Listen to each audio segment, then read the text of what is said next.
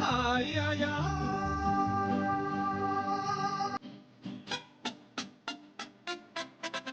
Desde las 10 ya no hay donde pa. Hola, ¿qué tal amigos del Chilango Emplumado? Bienvenidos a este programa que está de lujo y además tenemos un invitado también de lujo, eso me da mucho gusto. Omar, muy buenas tardes, amigo. Anima, ¿cómo estás? Qué gusto saludarte y compartir micrófonos en esta tarde de sabadito sabrosón desde la Ciudad de México. Mis queridísimos chilangos, qué gusto saludarlos y saber que están de nueva cuenta ahí del otro lado del micrófono y de la cámara con nosotros. Y pues hoy un programa bastante interesante porque mucha gente yo creo que ni idea tiene de lo que vamos a platicar. Y vale la pena que paren oreja, que se pongan en las vías porque además van a venir yo creo que buenas recomendaciones para que la gente aprenda más acerca de este tema. O como Tavo, que nada más sabe de las de Guanajuato, ¿no? Y eso entre comillas porque vio la película del Santo. Y hoy tenemos a este invitadazo que me da mucho gusto, es un gran amigo, conocedor de otro tipo de cuestiones, el señor Abraham Licona, para el que pido un fuerte aplauso. Y hoy vamos a hablar precisamente de este tema que es el enigma de las momias de México, y hay muchos enigmas sobre esto, Bastantes enigmas. Es un tema bastante nuevo que se ha desarrollado aproximadamente hace 20 años más o menos. 20 años y dice uno momias, pues nada más precisamente decía Tabu que está allá del otro lado del estudio. Yo nada más conozco las de Guanajuato, que las de Guanajuato ni son las que son de Guanajuato, ni son lo que dice la leyenda, ni son lo que dice la estampita, y total, que son historias inventadas, pero ahorita vamos a hablar sobre eso. Pero en México hay muchos lugares donde se pueden ver momias, ¿no? Claro que sí. México es un país que tiene una diversidad enorme de cuerpos humanos momificados y también animales momificados. Tenemos desde lo que es el sur del país, en Yucatán, con las momias de Santa Elena, hasta el norte con momias de Chihuahua. Entonces eso lo hace un patrimonio bastante amplio. Yo llegué a contabilizar con las de Hidalgo 5 lugares donde cuentan con cuerpos humanos momificados. A comparación de que Hidalgo tiene 4 sitios arqueológicos. Entonces hay más momias que zonas arqueológicas en el país. Es un patrimonio bastante amplio, pero también desconocido. Porque él es de Tula. Entonces por eso se las sábanas, ¿no? Claro, soy tuleño, es tuleño. Oye, tuleño, hablando de esto, Abraham, una pregunta que para mí yo creo que es fundamental. ¿Cómo definimos lo que es una momia? Porque ¿qué diferencia hay entre una momia y un cadáver ahí como sea y un cuerpo todo chamuscado, todo pelado? ¿Qué características debe tener un cuerpo para considerarse momia? Bueno, las momias son cuerpos humanos o cuerpos que han podido frenar el estado de descomposición para llegar a un estado de acartonamiento. Okay. Este estado tiene que ser natural o artificial. El natural pues son por causas pues hasta en ocasiones desconocidas y pueden ser por ejemplo que se les agregó cal y la cal lo que hace es que se deshidrata el cuerpo. Muchas veces vemos estos animales en la calle, ¿no? Sí. Que les ponen la cal para que no apesten.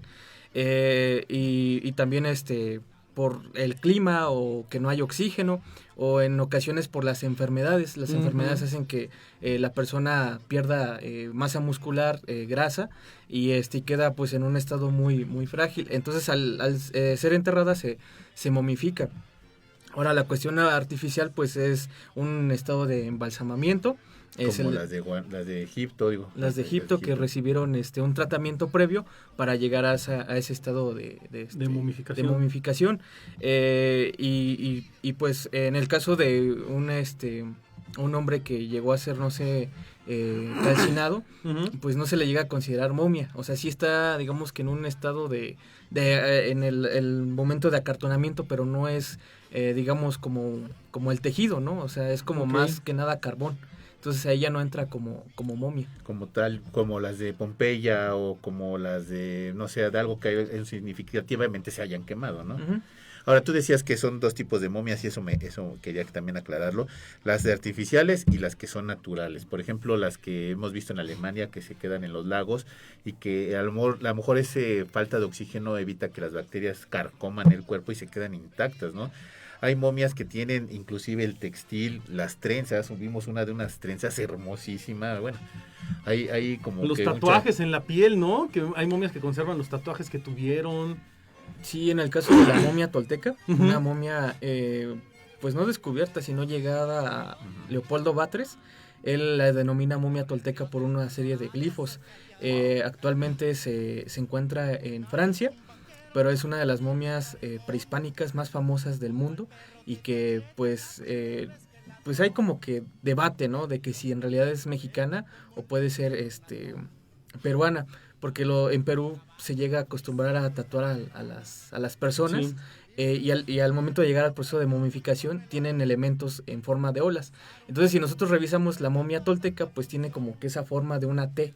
Entonces podría interpretarse como una ola, ¿no? Uh-huh.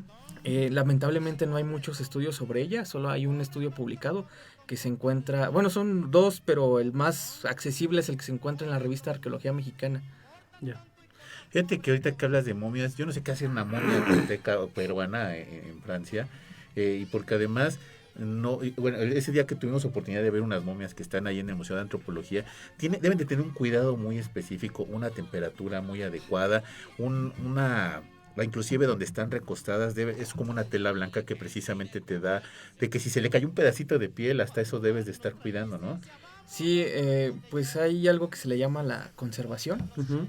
Hay un dicho que dicen las restauradoras que es más vale conservar que restaurar. Entonces, en el caso de los cuerpos humanos momificados, pues deben de estar en una condición ambiental específica del lugar donde se encontró, porque pues a pesar de que ya frenaron el proceso de descomposición, puede llegar a reactivarse. Y no solo es por cuestiones ambientales, sino por ciertos animales, uh-huh, insectos. En el caso de los pececitos de plata, que son esos fastidiosos pececitos que se comen los libros, esos pueden atacar a los cuerpos si no se tienen en un lugar cuidadoso, propio. Y también como tú lo mencionabas, el lugar donde se deben de conservar. México tiene una cantidad de momias que desafortunadamente desconocemos. No hay como un atlas que diga, aquí hay tal momia. Y muchas de ellas se conservan en cajas de madera. Entonces es muy propenso que pueda haber termitas o estos insectos, e inclusive ratones. Los ratones también se llegan a comer los cuerpos. Dices, no sabes dónde hay momias. Yo descubrí dos que tú no sabías que existían. ¿Sí te acuerdas? Sí, y que están ahí en San Ildefonso. ¿A poco ya hay dos momias? Hay dos momias que pertenecen a la UNAM, y gracias a mi amigo Ricardo Luna me dijo, oye, aquí tenemos dos momias, ¿quieres venirlas a ver? Y pues dije, ya sabes que yo soy chismoso por naturaleza, y si fuimos a ver estas dos momias. Y X día platicando con Abraham, le digo, oye, yo tengo dos momias que ni siquiera sabes que existen. Y me dice, a ver, y fuimos a verlas, las vamos a apreciar, y creo que tuvieron allí algún trato de convenio, algún trato con ellos para que pudieran verlas, ¿no? Sí, de hecho no solo fue verlas, sino también investigarlas, pero desafortunadamente nos llegó la pandemia. Fue esa semana exactamente que empezó la pandemia. Sí, empezó la pandemia, pero ya ahorita ya se reanudó la cuestión de el archivo, entonces pues esperemos que pronto podamos reanudar la investigación. Me da mucho gusto eso. Y saber de dónde está. Porque son dos momias, un hombre y una mujer, ¿no? Hasta claro donde sí, pues físicamente se puede ver. Ahora, esa es otra de las cosas. Yo trabajé toda mi vida para morir en paz, y ahora me tienen trabajando como las momias de Guanajuato. ¿Qué aspecto? ¿Qué me dicen? Bueno, oye, pues deberías de estar descansando en un panteón, y me tienes trabajando en un museo de 8 a 12 de la noche, siendo exhibido, y a lo mejor a mí en vida no me gustaba ni siquiera que me viera, ¿no? Sí, es que ese es un debate súper importante que se tiene en México, de la dignificación de los restos humanos, no solo sobre momias, sino también de huesos. En el caso de Lina, pues tiene una legislación que a partir de 100 años un patrimonio llega a pertenecer a la custodia de Lina, ¿no? Para investigarlo, conservarlo y difundirlo. Para el caso de los cuerpos momificados, algunos de estos cuerpos entran en esa legislación, y lo que tiene que hacer un antropólogo es devolverles la identidad, porque alguna vez fueron personas, amaron, sintieron, odiaron. Entonces les tenemos que regresar esa identidad. En el caso de estas dos momias, les robaron todo, y específicamente es algo bastante cruel, al igual que las momias de Guanajuato, porque les quitaron su ropa. Sí. Todo el registro que tenían también se lo quitaron. Están desnudas, en algún momento estuvieron colgadas. Sí, porque traen aquí una armellita, ¿no? Sí, imagínate, estás dormido 150 años y después, ¿sabes qué? Levántate. Entonces eso también es algo que Lina está en contra, de que se exhiban de esa manera. En el caso de las momias de Guanajuato, pues son unas momias que no se encuentran dentro de la legislación del INAH y se encuentran administradas por lo que es la Presidencia Municipal de Guanajuato. Entonces, muchas de esas momias se las han llevado para exhibiciones de autos, Europa, que ya no regresan todas.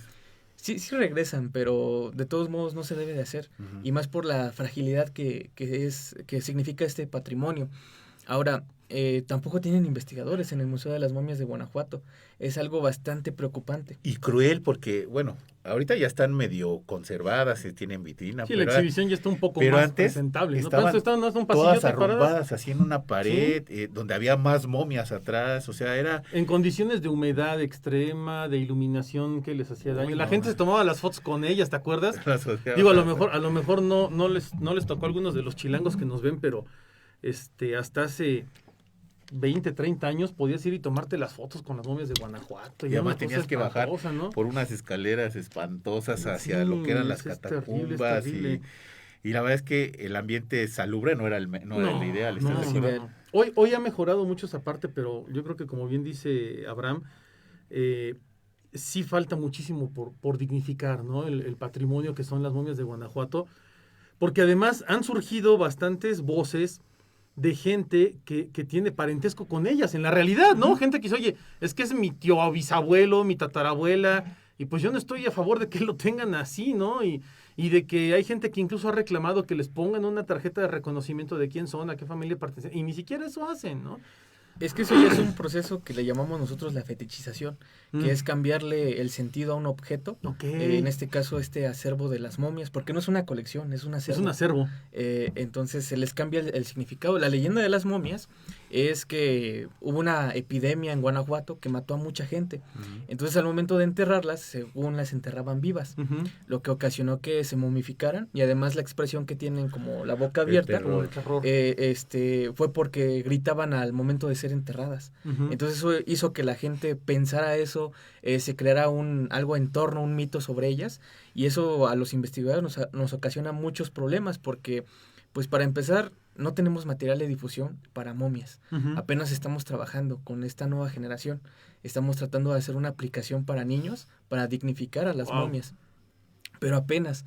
Y si comparas, o sea, una acción con todo lo que tenemos en México, es una acción mínima. Entonces, eso es como que lo que está haciendo el instituto. También se hizo una exposición que se llamó Momias Ilusiones de Vida Eterna. Hermosísima. Que esa exposición fue la segunda que exhibía cuerpos momificados, una exposición temporal, porque la primera fue una de Egipto. Y esta fue la segunda, pero la primera que exhibía en una exposición temporal, momias de México. Y además de eso, pues se tuvo una investigación bastante larga que duró 7 años, que fue llevada por el maestro José Concepción, y pues en ella se pudieron sacar muchas problemáticas, y al igual muchas conclusiones. Actualmente ese trabajo pues no se perdió, más bien quedó guardado. Y se tenía planes de llevarlos a otros lados, pero desafortunadamente el maestro ya nos dejó. Híjole. Y pues eso se quedó en pausa. Un maestrazo que pensaban llevarla a Guadalajara, pero los de Guadalajara se portaron mal. Eso fue lo que dijo esa vez, ¿no?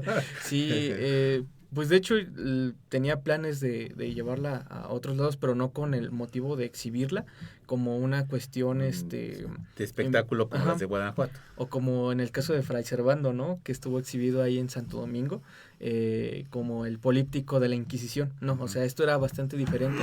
Era una forma de enseñar las prácticas funerarias a partir de la momificación. La primera sala era una sala introductoria de los mexicas, donde la gente podía ver cómo se enterraban fetal a las personas en la época prehispánica. Después seguía una sala colonial donde se encontraban estas momias de Zacatecas, y por último había una sala donde se mencionaba la pintura, el arte, cómo se transformaban las momias. Había una sala, se me fue el nombre del benefactor de Tasco, que tenía su talud, se llama un talud, hermosísimo, pintado a mano en 3 o 4 niveles, hermosísimo. Estaba impresionante, o sea, cómo los enterraban antes y ahí los ponían arriba, como en vez de velación, era una especie de pirámide, y los ponían arriba y ahí los velaban. Ay, se me fue el nombre. Ahorita me voy a Uno de los acordar. que anduvo por ahí te digo. Pero precisamente este tipo artefactos eran para velarlos y también para recordar a esta persona que era bastante importante, ¿no? En varias iglesias. Entonces se llegaba a colocar. Después esta práctica fue adoptada para las casas comunes. Sí, porque Benito Juárez también acabó igual. Ujú. Entonces ahí se ponía en el Día de Muertos este tipo de políptico. No es el políptico. Se me fue el nombre ahorita. Tal vez me acuerde, ¿no? Ahí te llega la iluminación. Y además era una exposición que yo recuerdo estaba bastante interesante porque aparte de que veías cómo era un entierro prehispánico, uno colonial, también podías ver desde la momia más pequeña de la que se tiene registro, una momia muy chiquita, un bebé, Ujú. a momias como un perro, momias de animales, un gato, momias de diferente tipo de las regiones del país. Si no mal recuerdo, estaba Chiapas, estaba Zacatecas, Chihuahua, y eran momias que a mí me daban mucho, sí, Querétaro, que me daban una impresión bastante chistosa porque, según yo recuerdo, había una momia que la gente ya ni siquiera iba y las enterraba. Mientras estaba en misa, las metía abajo del piso porque no había dinero de dónde enterrarlas y las metía nada más abajo del piso. Y cuando abres el piso, nada más que es una maderita, la abres y encuentras una momia virreinal vestida de, pues como de monjita, ¿estás de acuerdo? Sí, de hecho en México tenemos una cantidad impresionante de ese tipo de cuerpos. En Hidalgo hay varios cuerpos que están así como lo comentas y es posiblemente por este proceso de la cal que llegó a deshidratar los cuerpos y además de que pues son viajeros del tiempo, porque sí. uno cuando pasa por las iglesias, la iglesia del Corpus Christi de Tlalnepantla, un ejemplo, que está iluminada con estos colores amarillentos, ¿no? Sí. Con esta piedra, y uno se queda pensando, ¿y cómo eran los frailes en esos tiempos? ¿Cómo eran las monjas? ¿Quiénes eran los que habitaban ahí?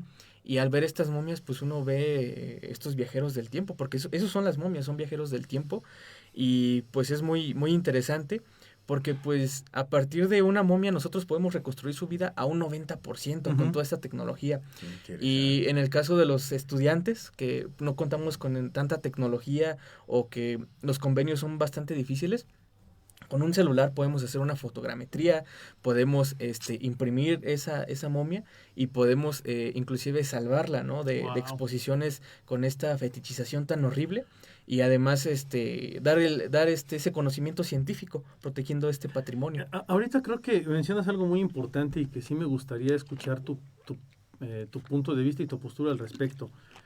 Hablaste ya de la fetichización de las momias, que se vuelven literalmente objetos de exhibición, ¿no? Tratando de despertar un poquito el morbo de las personas para ir a ver alguien momia que alguna vez estuvo vivo, ¿no? Es eso, o sea, al final del día es aludir al morbo de las personas. Tú específicamente, ¿qué crees que se podría hacer en este sentido? ¿Qué debería de hacerse con una momia? ¿Cuál sería el tratamiento real o ideal para un cuerpo de este tipo? Volverla a enterrar. Exacto. No, claro, es bien válido que lo digas, ¿no? Porque a lo mejor... Y te vas a sacar sin chamba. No, porque es diferente, ¿no? O sea, creo que hay otras cosas que se pueden hacer. Perdón que te interrumpa, pero quisiera clarificar esta parte. No es como no es como el trabajo que se hace con los cuerpos que uno dona. O sea, si yo me muero y digo, ¿sabes qué? Quiero donar mi cuerpo a la medicina, a la ciencia, para que incluso si quieren exhibirlo, que lo exhiban, ¿no? A mí no me importa, no me preocupa eso. Pero quiero donarlo a la ciencia. Bueno, es una voluntad que estás ejerciendo en ese momento. Y si te guardan en formol, en un frasco, en pedazos, o si te ponen en el Palacio de Medicina, pues no hay bronca, ¿no? Ya sabes que para eso ibas. Pero en el caso de estas momias, pues nunca nadie les preguntó qué querían, ¿no? O sea, lo sacaron. ¡Ah, mira, está momificado! Ponlo, que se ve bien padre. Híjole, mira, y se le ven los ojitos chuecos. Pues ponlo aquí también, ¿no? Hay muchas cosas que han ido rebasando tal vez esta necesidad de satisfacer la curiosidad y el morbo de las personas. Pero al final del día, como bien dices tú también, desde un proceso de análisis y de investigación, pues también es interesante conocerlas, ¿no? Y estudiarlas y analizarlas. Entonces, sería bueno, por ejemplo, sacarlas si la encuentran, analizarla y luego darle un lugar de descanso ya eterno. Es que el INE, su propósito es conservar, difundir e investigar. Lo que pasa en México es algo bien extraño con todos los cuerpos momificados. Se extraen, se exhiben y Ya no después se investiga. Sí, después investigas, ¿no? Y se le saca su motivo económico, ¿no? Sí, porque sacan lana, una momia vende. En Tlayacapan había 3 momias que Ujú. y las agarran, las encuentran y estaban exhibidas en la iglesia, en la bueno, iglesia. en el, ¿cómo En se el llama? museo. En el museo de Tlayacapan. Sí, pero esto es algo, pues es que el caso de una momia no solo es sacarla y ahí ponerla, sino hay que tener un proceso de conservación, porque las momias también llegan a oler. Se necesitan filtros de esporas, Ok. filtros de olor, porque tienen ciertos olores, Hongo. Hongos. tienen ciertos olores peculiares, entonces hay que tenerles un tratamiento especial. Ese tratamiento es bastante caro, Ujú. porque hay que comprar los Y filtros. no lo hay. Yo me acuerdo que tu maestro había puesto cajas que él mismo adecuó porque no existían. No existían. De hecho, No, hombre. ese laboratorio, el que él fundó, el de Cuerpos Eternos de México, es, yo creo que único en el mundo, porque a pesar de que Perú tiene grandes colecciones o acervos de momias, no las tienen en esa forma. A ver, acabas de mencionar lo que me parece interesante, el Laboratorio de Cuerpos Eternos de México. ¿Qué diablos es eso? Es un laboratorio que formó el maestro José Concepción en el Museo Nacional de Antropología con la intención de conservar los cuerpos humanos momificados, y precisamente están en estantes, en cajas especiales para evitar su descomposición. Su desgaste y Y no descomposición. solo eso, también adecuó todo el lugar, desde el piso, las paredes, el lugar donde se almacena, y pues ahí las tenías. Desafortunadamente, pues él, te digo, nos dejó, y Sí. el proyecto pues está en si se va a conservar o las momias van a regresar a su lugar de origen. Pero De acuerdo al protocolo que debe de existir, supongo un protocolo que se brincan y les vale y se lo pasan por el arco del triunfo, ¿qué es lo que se debería de investigar en torno a una momia cuando la encuentran?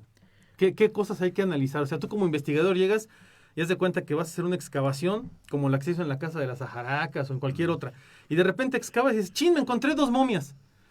En teoría, ¿qué investigación se debe de hacer para con esas momias? ¿Qué debes de realizar como investigador? bueno, es que ese es un proceso que está supervisado por el INAH. Ujú. El INAH, si tú vas a excavar en tu casa que es colonial, pues primero tienes que sacar un Sí, permiso claro. ante el INAH. El INAH manda un arqueólogo que hace un trabajo de prospección, hace una revisión por pozos de sondeo para Ujú. verificar si no hay algún vestigio. En caso de encontrar uno, lo primero que se tiene que hacer es la investigación del contexto. Ah, No es lo ok. mismo tener una Ujú. pieza o un cuerpo en un lugar privilegiado a Ujú. un lugar pues normal, ¿no? Ujú. Entonces, si tú tienes, por ejemplo, una cuchara en el Monte Tlaloc, Sí. no es lo mismo que la encuentres ahí a que la encuentres, no sé, en Azcapotzalco, ¿no? Ujú. Entonces, el contexto es bastante diferente. Si nosotros no tenemos ese contexto, no tenemos nada de información. Ok. Ahora, el segundo proceso, pues, es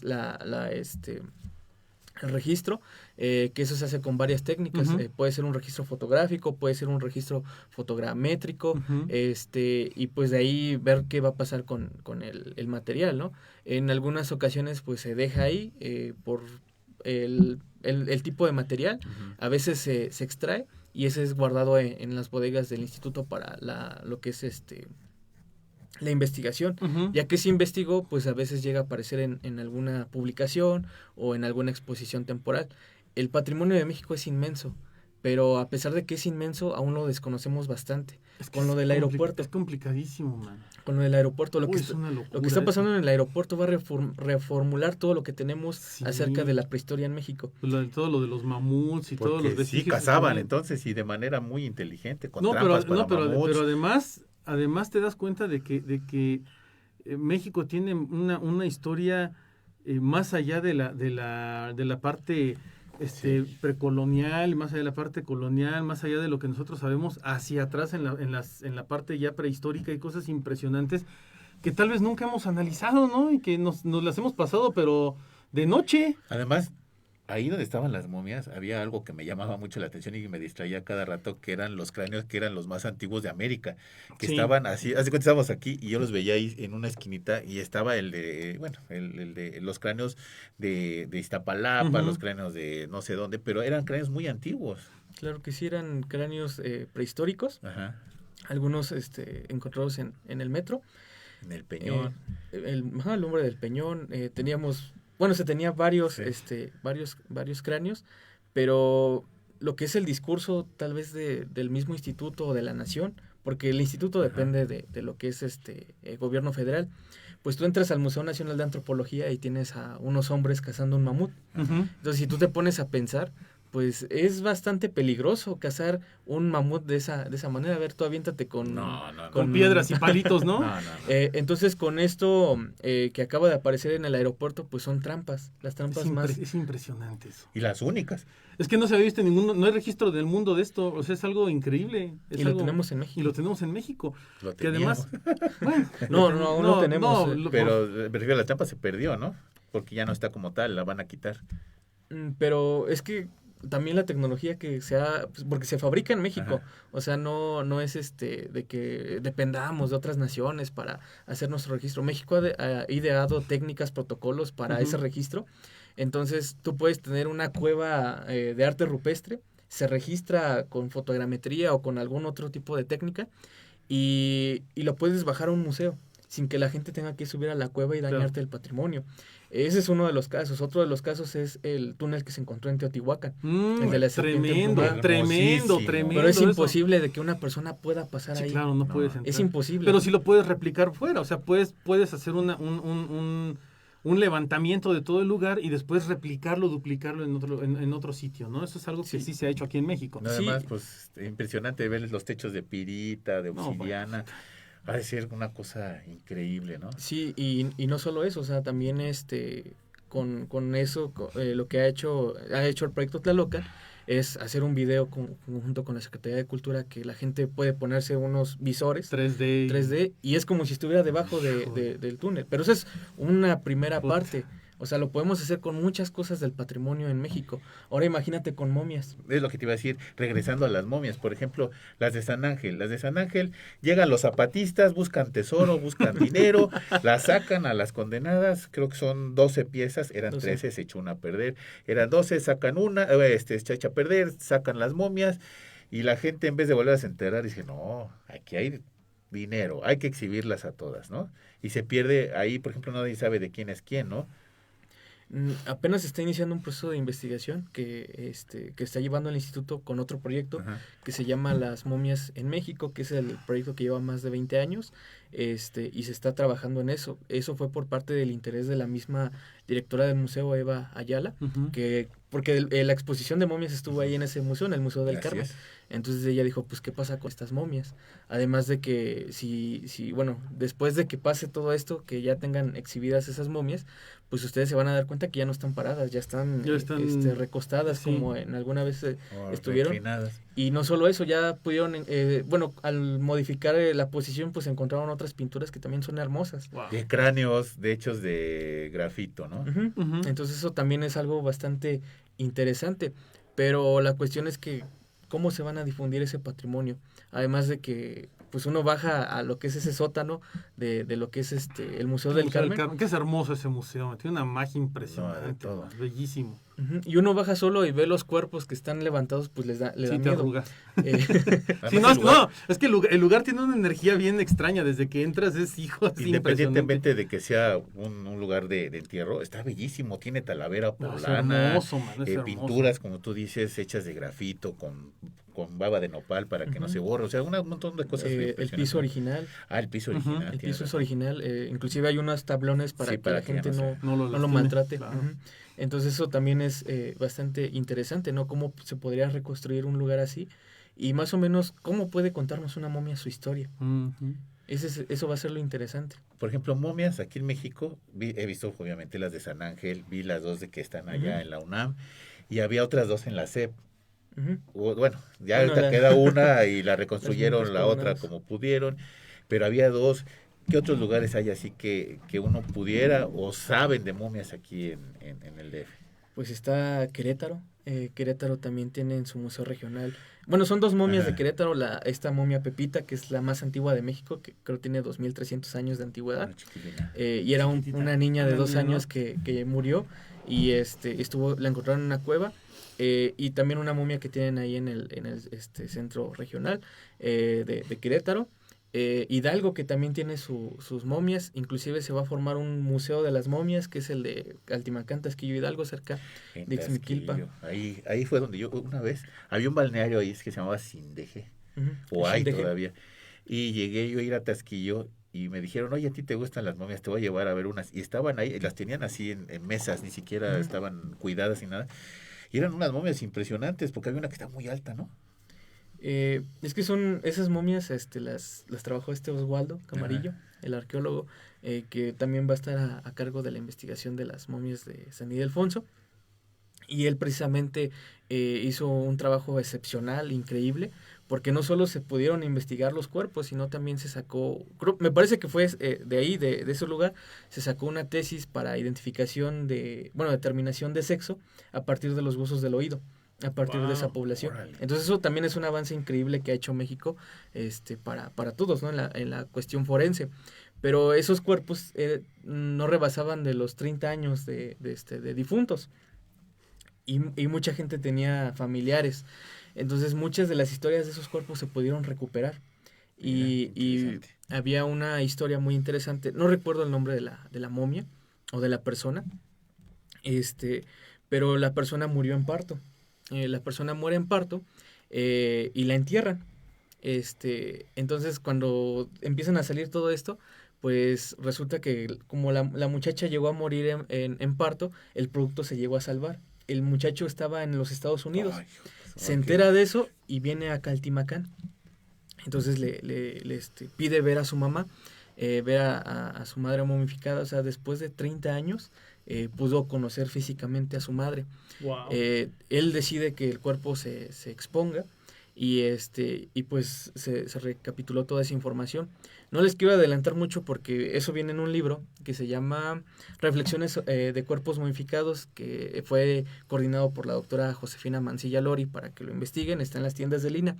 Pero ahí hacen un estudio bastante interesante sobre esos cuerpos, inclusive la historia de estas mujeres que llegaron a morir en parto, porque como son comunidades indígenas, no tienen acceso a la salud pública, entonces tienen que ir a lugares lejos de 2 horas del lugar de donde ellos viven.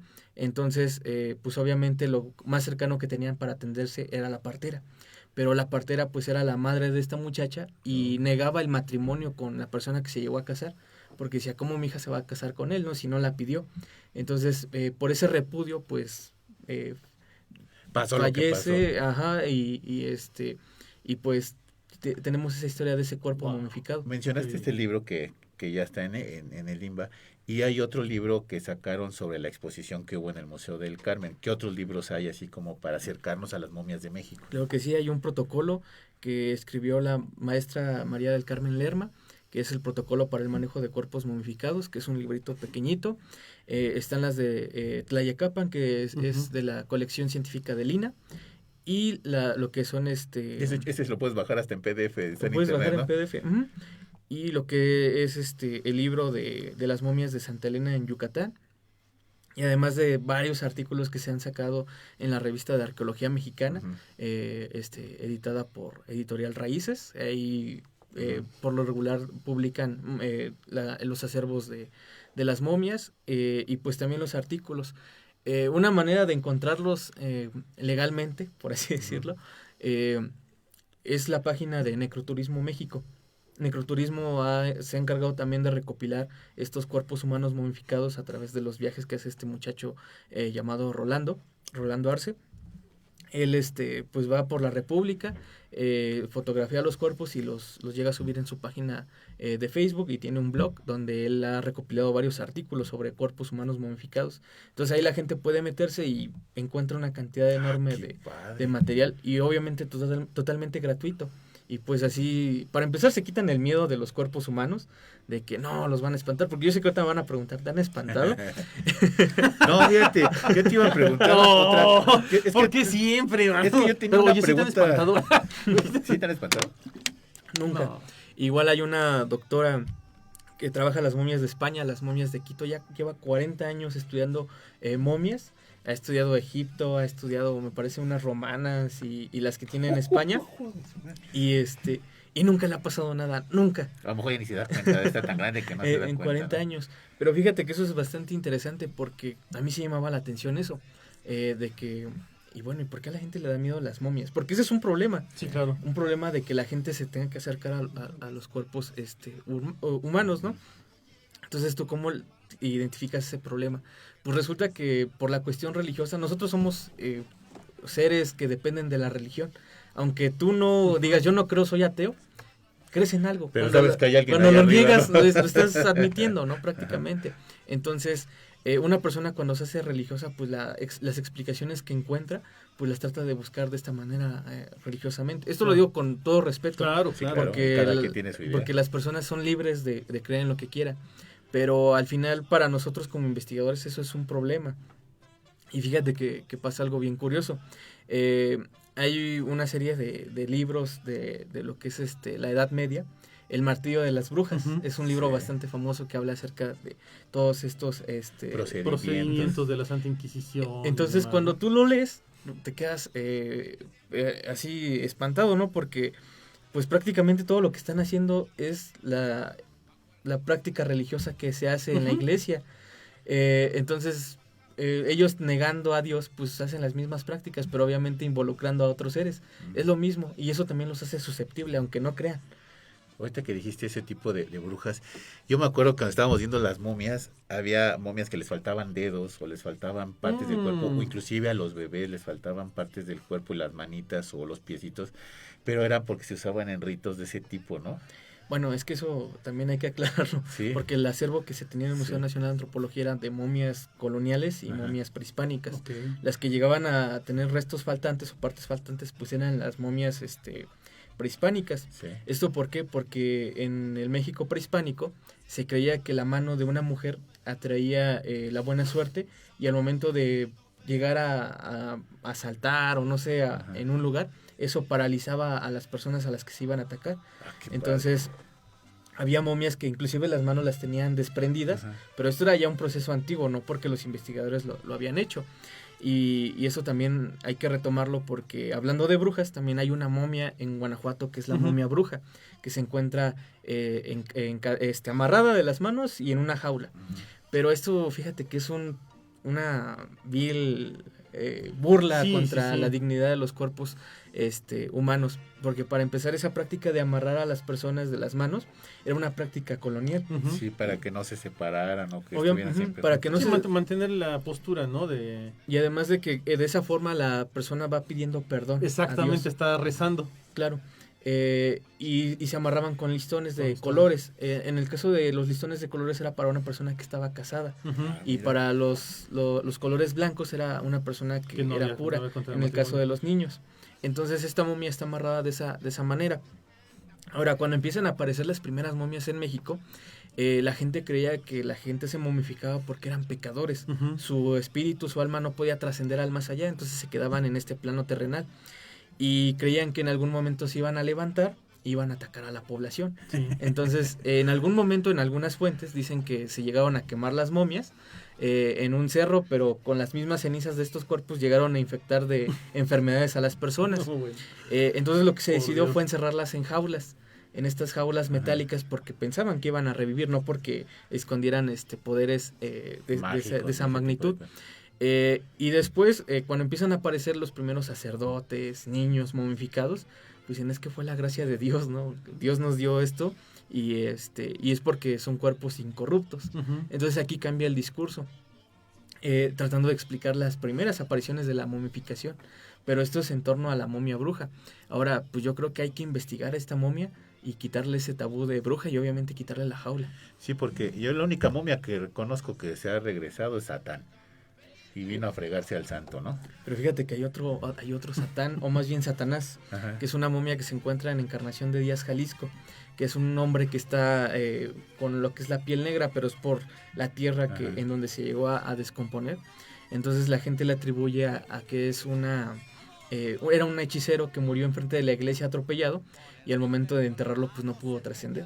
Entonces se quedó ahí y se le nombró con el nombre de Satán. Y fíjate que es algo bien curioso, a pesar de que los cuerpos momificados están así, se tienen que arreglar, se tienen que limpiar, como tú lo decías, y aparece ahí un cachito de Sí, tal. porque está así. Sí. Y yo vi que tenía un pedacito y el maestro estaba preocupado porque se había caído un pedacito de piel. Ujú, entonces eso se tiene que limpiar, se tiene que guardar, y en este caso de las momias inclusive se llegan a peinar. Haz lo que te Hombre, iba a decir. Había ¡guau! uno que tenía una trenza larga, y sabían con qué se lo lavaba, con qué todo ese tipo de cosas. Y además, creo que hasta le abrieron para el estómago para saber qué comía, ¿cierto? No se abren, se les Bueno, introduce sí. una pequeña aguja Ujú. para extraer ahí Una algunos, muestra, ¿no? a una muestra, no crean que No, les damos sí, no. serruchazo, ¿no? Siento como Este- pescado. ¿Qué comió? Pues no. Y precisamente se analiza lo que es el cabello, porque el cabello también nos da Sí. mucha información de la dieta de las personas, ¿no? Inclusive ciertas carencias. Y fíjate que no solo en momias se aplica ese tipo de técnicas, también en figuras coloniales Ujú. que tienen cabello humano, Cabello humano. original. Entonces se eligen 200 cabellos y se someten a estudios y pues ahí nos dan los resultados de la alimentación de esa, Qué de esa interesante. población. Antes de que te nos vayas, hay momias que estaban vestidas a la usanza de algunos santos, ¿no? ¿A qué se debía? Bueno, eso lo estoy trabajando yo.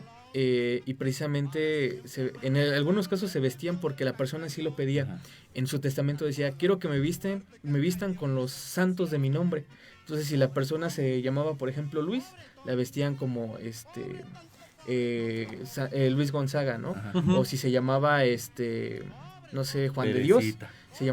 se vestía con el hábito de la De orden la de los orden. juaninos, ¿no? Claro. Entonces, eso era una manera de pues llevarlos al más allá. Es que había un fervor religioso diferente al que hay hoy en día y había una manera distinta de llevar el dogma, ¿no? Y había mucho acercamiento a la fe en aquella época por parte de la gente y trascendían incluso más allá de la muerte. Bien lo dices, ¿no? A la gente que le ataban las manos para mantenerse en posición de oración o de penitencia. Y pues les ponían un rosario a veces también y les ponían una cruz de plata. Y de ahí surgen muchas leyendas, ¿no? De que es que le pusieron porque era vampiro, es que le pusieron porque era bruja, es que le pusieron porque era el chamuco. Pues eso ya es parte del ideario colectivo y de la imaginación tergiversada de las personas, pero que a la larga, digo, es curioso porque eso nos habla mucho de la cultura de este país, de la cultura de los pueblos, pero también es muy triste que ese mismo desconocimiento o esa misma ignorancia, que hasta inocencia podía llegar a ser en algún momento porque no existía información ni conocimiento de todo esto, pues llevase a que se hicieran ese tipo de barbaridades con los cadáveres con los cuerpos, ¿no? Pues básicamente es una profanación, básicamente es un abuso del cuerpo de estas personas, y como bien dice Abraham, pues es sobre todo una falta de respeto, ¿no? Y digo, es interesante, sí, a mí siempre me han llamado la atención las momias, me parecen muy interesantes, me parecen muy atractivas por la historia que cuentan, por todo lo que hay, pero pues vaya, eso es algo que se viene haciendo desde hace muchos años, ¿no? Pasó en Egipto, ha pasado en Perú, pasó en lugares en África donde han encontrado también Alemania. momias, en Alemania, en Europa, pues se las llevan de gira, ¿no? Para exhibirlas. Hablando Es de una gira, cosa tremenda. Fray Servando sí tuvo Sí se fue de gira. Oye, sí, ¿verdad? Sí, Fray Servando sí se fue de Fray tour, ¿verdad? Servando de esa de Tuvo miel, un tour, sí. un tour mundial, ¿no? Imagínate qué dolor ha de ser para la nación, ¿no? Uno de los Híjole, padres mano. fundadores de la patria. Y yo como Benito Uno Juárez, de que los lo personajes, permití, no, pero uno de los personajes más importantes en la historia de este país. Héroe fundador independiente. lo Sí, que un hoy fundador llamamos de lo que patria. exactamente, y que además, bueno, y un día hablaremos de Fray Servando porque yo creo que es uno de los héroes menos reconocidos en este país. Y además que fue a buscar a Javier Mina, un montón de Sí, gente para no, que es regresara a la independencia. Pero bueno, Es otra historia. pero Benito Juárez dice, vamos a las leyes de reforma, les regalo este predio que sí. es Santo Domingo, es una calle que ahora se llama República de Brasil. De Brasil. Y encuentran 13 momias o 14 momias y entre ellas estaba Fray Servando Fray Teresa Servando. de Mier. Y dice, ¿y qué hacemos con estas momias? Pues exhíbelas un rato en Exhíbelas. Santo Domingo. Y se las venden a un argentino, a un cirquero argentino. argentino. Ujú. Que se las lleva de tour y en el tour me parece que rumbo a Argentina, en un barco se le hunde Se el le barco, hunden. naufragia y se le hunde y pues ahí se pierde la momia de Fray Otros dicen Servando. que cayó allá por Europa, ¿no? Todavía en una exhibición de un circo. Ajá, es que eso de los circos también era bastante común en esa Había época. muchos. Uno de los casos es esta mujer que le llaman la mujer lobo o la Ujú. mujer mono, ¿no? Se me fue el nombre, perdonen. Pero esta mujer que había nacido con esas Sí, cierto. cierto. particularidades de De barba. vello. Hipertricosis, ¿no? Ujú. Era muy peluda. Claro que sí. Cuando muere, pues el esposo la llega a momificar junto a su hijo Para exhibirlos. para exhibirlos y pues al final el cuerpo llega a caer me parece que en Madrid o no recuerdo, Ajá. en el Instituto Forense. Entonces, años más tarde una investigador, no, una artista visual, la rescata y la reparte a Sonora, ¿no? Sí. Que fíjate, esto que estás diciendo ahora me es bien interesante porque yo siempre he pensado que el fin de Fray Servando fue más de coleccionistas, porque en aquella época había mucha gente que pagaba fuertes sumas de billete por obtener no solo piezas arqueológicas de cualquier lugar, sino también cuerpos, ¿no? Las momias. Y por ahí dicen, y se habla de las malas lenguas, gabinetes. los gabinetes que había de los circos en las momias y todo esto. Pero por ahí se dice que en el caso de la momia de Fray Servando pudo haber sido incluso alguien que le dijo, ¿sabes qué?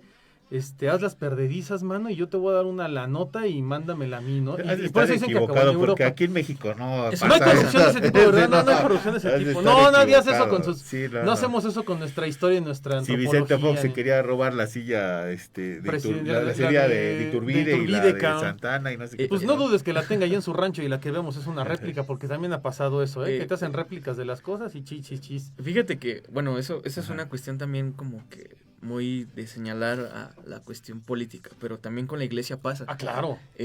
Muchas de las colecciones se llegan a perder en los inventarios de cambio de sacerdote en las iglesias, en las parroquias. Y cuando muere, pues desafortunadamente la familia vende el material, los libros, inclusive en esas colecciones se han ido códices prehispánicos. Sí. Los códices prehispánicos son contados. Bueno, ¿qué Híjole. pasaba con las reliquias de las iglesias? ¿No? Era literalmente un tráfico de ¿Cómo se órganos, venden? de pedazos de un diente, de un ojo, de un callo, de todo. Es una cosa En impresionante. Tláhuac, el último delegado, antes del que está ahorita, dijo, voy a remodelar el museo de Tláhuac. Ujú. Recogió todas las piezas y se las chingó. Ya no aparecieron. Y el museo sigue sin remodelarse. ¿no? Cosa rara. Y por ejemplo, en Mixqui, ahí sí, si te robas algo, así te chinga toda la gente, porque Sí. la gente está muy al pendiente de sus cosas, porque tienen su museo arqueológico, que es en la biblioteca Andrés Quintana Roo, Ujú. y además tienen su zona arqueológica, que es donde está la diosa de la muerte, está su Tzompantli, están varias cosas ahí que esas no se pierden. Claro. Pero hay cosas que ni siquiera la gente sabía que en Tláhuac había 2 o 3 museos todavía de piezas, De piezas. de piezas arqueológicas y que se han perdido, ¿no? Ujú. Menos el de cultural de Tláhuac. Claro. Sí, de hecho eso es como cuando no están a disposición del INA, Ajá. están como que a disposición de terceros. Eso llega a ser como que bastante común. Inclusive en Tula hay una sala histórica que no tenía la infraestructura necesaria para hacer una sala y tenía varias piezas en bolsas de plástico. Híjole. Entonces la gente metía la mano en las Y cajitas se las chispaba. y se llevaba las piezas, ¿no? No, Muchas de Ay, esas qué piezas se terrible. llegaron a perder, pero fue Qué por poca la madre. poca administración. Y ahora que comentas eso, fíjate que a mí sí me ha tocado ver en Facebook, en esta sección que se llama Marketplace. o no sé Ah, el cómo Marketplace, ¿no? El de Ándale, venta. eso. Que venden Piezas, reliquias. Sí, Reliquias de la plantilla del pie del niño Dios. La reliquia de no sé qué. Hay un mercado, bueno, hay dos tipos de mercado, ¿no? Hay mercado negro y hay un mercado blanco también, legal, de piezas religiosas, de figuras, de efigies religiosas, de la Nueva España, de la época prehispánica, o sea, hay mucho negocio ahí, porque una pieza, por ejemplo, hay santos que sacaron o que han sacado de lugares como Haití, Filipinas, Cuba, que han extraído piezas de allá y de aquí de México también muchísimas, que se venden en cientos o miles de dólares para los coleccionistas adecuados. O sea, hay todo un mercado negro y hay un mercado legal también, ¿no? De este tipo de piezas. Pero más allá de eso, yo creo que lo más triste es que aquí en México nos hace falta mucha educación, mucha cultura, mucha sensibilidad a estos temas, porque esto es nuestra historia, es de donde venimos, son nuestras raíces y las desconocemos de una manera brutal. Y además hasta de coraje. Híjole, Te voy a decir por qué. ¿Te acuerdas? Yo te dije cómo inicié mi colección de Claro. piezas prehispánicas. Un día estando en una zona arqueológica, llegan unos gringos a comprar unas piezas que alguien sacó y dije, no, que se lo chinguen los gringos, a que me lo chingue yo, me lo chingo yo, y me los compré yo y me quedé con esas piezas arqueológicas, pero yo no quería que se las llevaran los gringos. Y además se las llevan los gringos y sí se las llevan, o sea, de verdad, no, debe haber una prohibición, hay una prohibición que no pueden pasar la frontera, y aún así pasan. Es que bueno, ahí me habías comentado que tú las tienes Sí. registradas ante el instituto.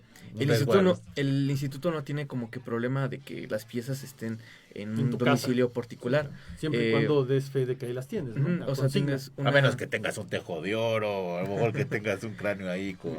Fíjate que hasta eso no, porque, por ejemplo, el Museo de la Casa del Mendrugo en Puebla Ujú. eran cráneos esgrafiados Wow, con Están figuras hermosísimos. que estaban en la Mixtecos. colección de un particular. Son 3. Entonces, inclusive todavía están a resguardo del particular, pero él hizo el registro ante el instituto, él dijo, pues tengo estas piezas, y lo único que hace el instituto pues es verificar que estén en buenas condiciones, que estén en lugares aptos, y que cuando se necesite para una exposición las se pueda puedan prestar. llevar. Claro. Y esto no es un robo, No, el robo es cuando no. salen del país, Exacto. y O lucres tú con y ellos. como tú comentabas, o sea, para no perder el tema de las momias, en México tenemos 2 cabecitas jíbaras, que son estas cabezas Que Wow. estuvieron en esa exposición. que estuvieron precisamente en esa exposición, que fueron regalo de un embajador que vino a México, se les regaló a un presidente y pues se encuentran actualmente en el Museo Nacional de Que además Antropología. son altamente cotizadas las cabezas. Claro que jíbaras, sí, ¿no? O sea, en el son de los mercado más son- vendidos en el mercado Ah, negro. no, a nivel mundial se han subastado en cientos de miles de dólares las cabezas Y jíbaras, estaban porque además hay expuestas. pocas, hay muy pocas reales. Sí, estaban las dos y expuestas con una momia perro. Ujú. Ahí. Ah, ok. Impresionante y bellísimo, ¿no? Ese tipo de cuestiones.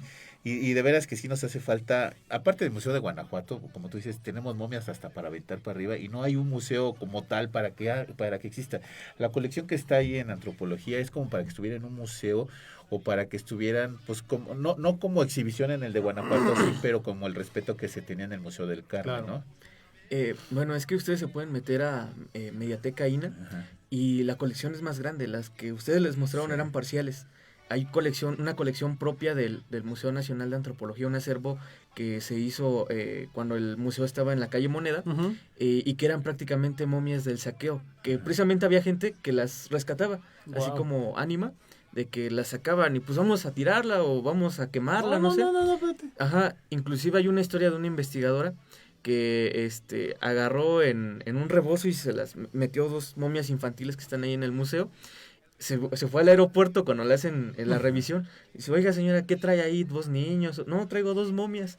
Ah, caray, no puede viajar con eso. No sabe quién soy yo, soy la investigadora de momias, ¿no? Ajá. Y pudieron llegar al Museo Nacional de Antropología. Wow, no, Pero se la rifó. las historias de Híjole. todo el material que hay tiene sus historias muy particulares. Qué creepy, ¿no? Nada más traer 2 momias, No, así como está que está impresionante. Para la próxima vez que vayas al aeropuerto vas a ver ahí en la vitrina que dice no viajar con esto, vas a ver ahí una momia. No, qué impresionante. No, deja todo De veras, eso. Abraham, me da mucho gusto que me hayas acompañado porque este tema te apasiona a ti, me apasiona a mí, nos apasiona a es mucha gente. maravilloso. Además de mano. Qué que dulzura. eres experto también en diferentes temas de arqueología, de lo que te cuenten de todo, de las historias, y ya inclusive hasta me retó unos raquetazos. No, está bien. Para- Esa parte. con preguntas de historia, dije, pues, Yo una última sí, cosa, dime, Abraham. amigo, sí. Alguien que le interese apoyar investigación, que le interese apoyar a los investigadores como tú, que están en estos menesteres, ¿qué puede hacer? ¿A quién se puede acercar? ¿Cómo lo puede hacer? A lo mejor te dice, bueno, yo te puedo apoyar financieramente, pero ¿de qué otras formas se puede apoyar a la investigación en México para que esto se siga dando? Bueno, el apoyo que hay financiero de INA, hay una casa patronato en el Museo Nacional de Antropología, Ujú. que ahí se apoya también económicamente, la compra de los libros, que ojalá nos piratearan como los libros de los lugares increíbles de Luisito Comunica, ¿no? Ojalá que viéramos Ojalá viéramos que la gente leyera todo esto. Ajá, o reflexiones de cuerpos momificados ahí pirateado, ojalá que fuera ojalá. así, ¿no? Que la demanda fuera tanta, pero no pasa. Nosotros estamos organizando con otros compañeros un proyecto que es la visita de sitios arqueológicos. Esto es totalmente gratuito y lo hacemos a favor de lo que es la defensa del instituto. Ujú. Con esta nueva 4ª transformación, pues nos han dado en la torre con el recorte presupuestal. Sí, De por sí ya era muy poco cañón. el Sí, ahora es presupuesto, menos. se recortó y todavía nos llega un golpe del 75% del recorte. Entonces tenemos que dignificar esta información. A favor. Entonces lo que estamos haciendo unos compañeros es juntarnos y dar visitas guiadas a lo que son museos de arte, Súper. Otzumba, que también un chico ahí nos está apoyando, lo que es Teotihuacán. Entonces, pues igual, ¿no? Si les interesa alguna visita, pues no duden en acercarse Tus a los datos investigadores, para pues ahí que- me encuentran en Facebook. Hay una página que tengo que es exclusiva de memes, no es tanto como científica, pero ahí estamos organizando lo que son las visitas, Da los datos. que son para chavos, que es la página de Reliquia con K.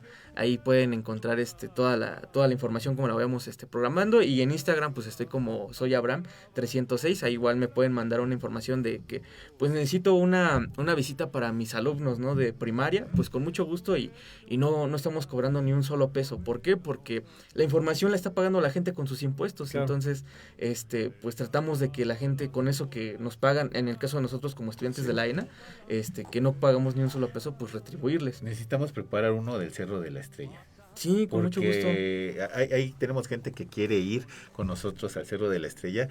Y qué mejor que vayas tú, amigo. Yo Sí, les puedo con dar la mucho información, gusto. pero a mí me gustaría que también fueras tú. Pues Porque igual si quieren a Guanajuato nos vamos. Ahí estaría Ya, excelente. ya está, ya se armó, ya se Por armó. favor, cualquier cosa que tengas, cualquier evento, por favor, mándame la información para publicarla, difundirla, claro. y Sí, sería excelente. y fíjate que no solo estamos trabajando con temas así como este caso de las momias, que lo tenemos físico, sino temas como que más profundos, o más, no sé, como lo decía aquí el compañero Tabús.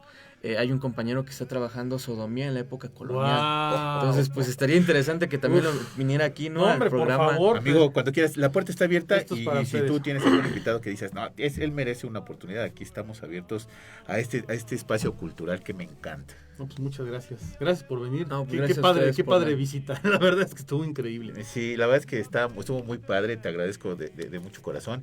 Omar, muchas gracias por haber estado conmigo en el No, Chilango hombre, Emplumado. Abraham, gracias. No, Anima, gracias, qué Abraham, muchas placer, como gracias. siempre, compartir micrófonos. Recuerden estar al pendientes de toda la barra programática que tenemos a continuación en el Chilango Emplumado, de todas las noticias, de toda la información que colgamos en la página. Acérquense a Facebook, compartan, difundan, denlo a conocer. Y bueno, pues muchísimas gracias. Y chilangos, pasen la padre en este sábado maravilloso. Pues muchas gracias, Abraham, te agradezco Gracias a ustedes. muchísimo. Te agradezco mucho que hayas estado con nosotros. Yo soy Ángel Anema de Coyoacán y esto fue el Chilango Emplumado.